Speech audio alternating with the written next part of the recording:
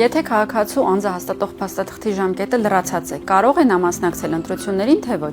Այս հարցի պատասխանը բաղկացած է երկու մասից։ Իրավիճակներ, երբ քաղաքացու անձը հաստատող փաստաթղթի ժամկետը լրացած է մինչև 6 ամսով, եւ իրավիճակներ, երբ քաղաքացու անձը հաստատող փաստաթղթի ժամկետը լրացած է ավելի քան 6 ամսով։ Առաջին պարագայում անձը կարող է մասնակցել ընտրություններին, նա պետք է գտնի իր անունը ցուցակներում եւ միանգամից քվեարկության օրը հունիսի 7-ին ժամկետանց անձնագրով կարող է միանգամից մոտենալ ընտրատեղամաս եւ իրացնել իր ընտրելու իրավունքը։ Երկրորդ պարագայում անձը պետք է փոխանակի իր անձնագիրը եւ դա պետք է անել արդեն այսօր։ Փոխանակված անձնագրով անձը կարող է հանգիստ քվեարկել։ Իսկ եթե դիմումը ներկայացրել է, սակայն մենք դեռևս չենք հասցրել անձնագիրը տպագրել եւ տրամադրել քաղաքացուն, ապա նրան տրամադրելու ենք հատուկ տեղեկանք, որով կրկին կարող է մասնակցել ընտրություններին։ Բայց այստեղ կա նաեւ երրորդ սցենար, երբ անձը ստացել է քաղաքացիություն եւ երբևէ դեռևս չի անձնագրավորվել։ Պետք է խնդրենք մինչեւ քվեարկության օրը անպայման հասցնել ձեռք բերել անձնագիր, որովհետև դա նախապայման է քվեարկությանը մասնակցելու համար։